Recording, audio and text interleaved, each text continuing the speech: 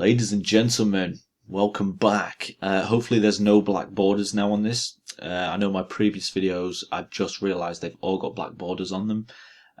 When we jump into the charts, hopefully now it's fixed. Anyway, we're going to go through a trade where I made £250, dollars, and we're going to break down how I did it, and sort of how you can use this strategy too, if you want. So before I go any further, I just thought I'd show some proof. I have screenshotted it so we can zoom in. Hopefully you can see the trade, you can see the prices, just so you know I'm not a big fat phony. So without further ado, how did we find it? So before we do start, I do just want to say, if you're looking at the screen and you're thinking, what the heck is going on here? The red candles signify London and Asia session. When I'm trading US session, I do not need to know what these are doing. I only need to know the support and resistance levels that Asia and London session produce. However, if I trade US sessions, I'm only going to use previous US session highs and lows to get my zones. Hence why you can see two rectangles on your screen right now. The beige indicates the US session. So the highs and lows have been marked out. If there was more zones, let's say we had some beige candles up here, then I would definitely mark out the zones and would go from there. But because the closest zone that we have is all the way down here, and price is about to open in US session, I'm not going to have a zone down here just because it's simply pointless.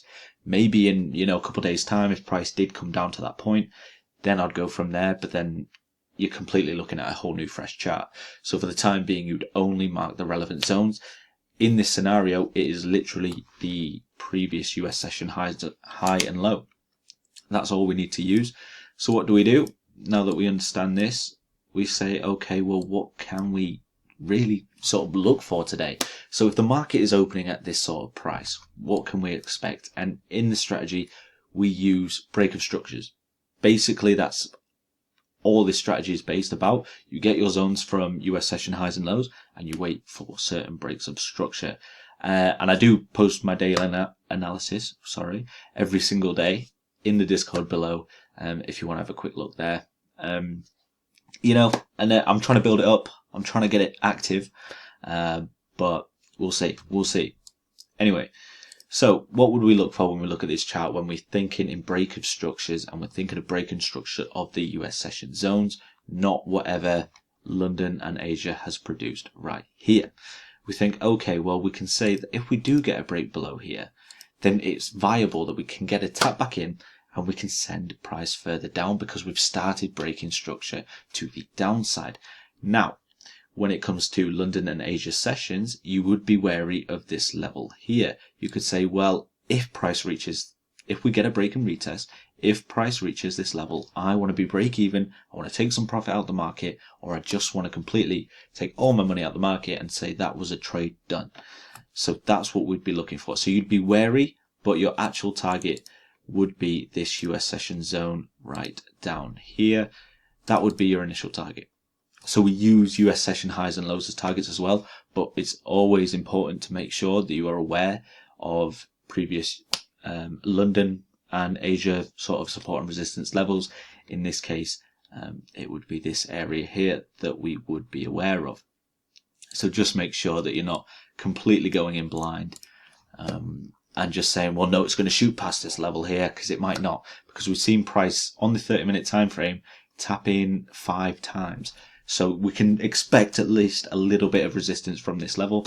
However, that is if we break to the downside. Now, if we break to the upside, we're going to wait for a simple break and retest to take price higher. I believe we're currently trading at all-time highs. Therefore, we've just used our strategy to chase the trade up. And I made a video about that. Anyway, in this scenario, where price is opening here, well, you can say, well, look, if we can hold this structure here, get a tap in, we can probably take it to the top of the zone. That would be valid because we've held this structure, we got a tap in, and then we can take price up. You would not in this situation wait for price to come up here and get some sells off here, because there's no there's no indication to sell if we're still moving to the upside unless we break a level of structure like this low here, get a retest in and wait for a 5-minute engulfing to take us to the downside. If we did break the low, and again, if we broke above, we'd wait for a retest in, a 5-minute engulfing to take it to the high side. So these are our zones. I'll just redraw this one back on, and then we can expect this one right here. Now, the structure might seem maybe a little bit complicated and confusing, and how does it work? But over a lot of testing and a lot of years, I can tell you that it does. However, we've got our zones here, and you can see, if you look in the Discord, you can see all the sort of zones that I mark out each day. Mainly, they're either the previous US session high and low, or maybe the ones a few days before. So, without further ado, let's jump to the 5-minute time frame. And we have our arrows here of basically exactly what we're looking for. So if we play price along here, we're simply waiting for a tap into one of these zones. Now, we got our tap in right here. Then we got a 5-minute engulfing candle. Now, we always wait for a 5-minute engulfing, not a 3-minute, not a 2-minute, not a 1-minute. We wait for the 5-minute because it gives us a good indication that price might be changing for the better. It's not always going to be the case. As we're trading, you're always going to lose. However, this is a good indication to me that, okay, look, we've engulfed this other one. It's a nice clean pattern. Ideally now I want to take it to the upside. And the zones that we had marked out was that previous US session high. So you'd put your entry right here, and again, wait for it to close. Don't get antsy and say, oh, it's 4 minutes 30. I might as well get in now because it's going to close engulfing. You'll learn out the hard way, as I did, that it's not always going to close engulfing. And you're most likely going to be stopped out. So where would you have your stops? Now, we do have a 3 sort of piece rule to this: below the body, below the wick, and below the zone. If it's below the body, if it's below the wick, it's going to be below the body a lot of the times. However, unfortunately on this one, we can't be below the zone, because if we were below the zone and we targeted here, we'd just about get 1%. So yes, it could work. However, if any trade is saying less than 1%, personally, I'd say don't take it at all. Your stops do not have to be ridiculous on this one. All you have to do is wait for something like this. Put your stops below the previous structure point here, just as a safety net. Because price is opened here, if you want to have a really tight stop here and increase your risk like crazy, then by all means. But just know that you are going to get stopped out a lot more than people who just put their stops below a previous structure point, like so. And then where would we target? We would literally just target the top of the zone. And that's it. And we'd wait to see price play out, and then we can start managing the trade as price plays on.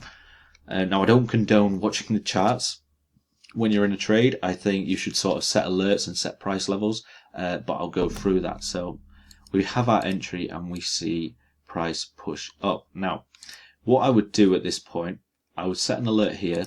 Even if you want to be watching Netflix in the time, just don't be watching the charts, because you're it doesn't matter how emotionally strong you are, there is going to be a little bit of temptation there just to be, oh, well, I can move to break even, or I'm going to move my stop loss, or I'm going to aim for bigger profits, when you don't have to. If you follow your plan, that's where you'll start seeing sort of success. So where I would have it, I would have it at the top of here. I'd be like, okay, look, if we get a valid reaction, ideally, I want to be moving to break even at some point, because we're going to be pushing into profit at this point.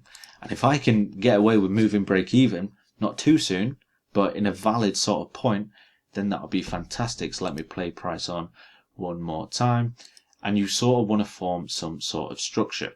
So once this structure is formed here and we see prices pushing up, you can safely say, look, if price does want to come down to break even, it reduces the chances completely that this trade is going to be a winner. So therefore you can safely say, I'm going to have it at break even. If it comes down to break even, I'd most likely stop myself from actually taking a loss. Again, sometimes you are just going to get stopped out break even and it's going to go take profit. But welcome to the world of trading. Welcome to the headache, all right, that you put yourself into. Anyway, we play price along here. And basically we have targets for a reason. And there you go. So there's 1.89%. However, if I just log that off here, what I love about this example is it shows how important the previous US session highs and lows are and how strong these levels react off each other. So if we just play price along here, we can see it completely melts, comes back, reacts off again the US low, and then we just keep on melting down. We get another tap in, and then by this point it's, we're past 5 o'clock, so we wouldn't be any trades anyway. But you can see how important it is to have a plan and not be greedy with your take profits. Have a set take profit and do not move it. Same with your stop loss. Make sure the stop loss makes sense to you. In this case, it was putting it below here. That was our sort of safety net. If price came below there, likely chances the trade would have reversed. However, we caught the trade up, and then we got the tap in here, and price completely melted. Again, you wouldn't be in sells from the top of this zone. You would wait for a break of structure to the downside to get in further. Now, I do have a one trade rule in the day, so I'm only going to take one trade, win or lose. If I go break even, then I will take another one. But that is the only scenario where I would go and take another trade. So if you do take more than one trades, then you did have ample opportunity. And this is why it's important to have these sort of structures in your mind. And if it helps, just leave the arrows on the charts, because then you can see, okay, well, price has broken down here and tapped back in. What did I want to do again? Oh yeah, I wanted to sell. It's going to be self-explanatory in your head, but just have it there as sort of a safety net is always a good thing to have. So price broke down, tapped in, and melted below. So you could have got another entry there, but like I say, I had my one trade. I wasn't interested. So that about wraps it up. If you did enjoy, drop me a like. But yeah, hopefully a lot more videos in the future, and hopefully then pesky black borders have gone. But yeah, have a good one.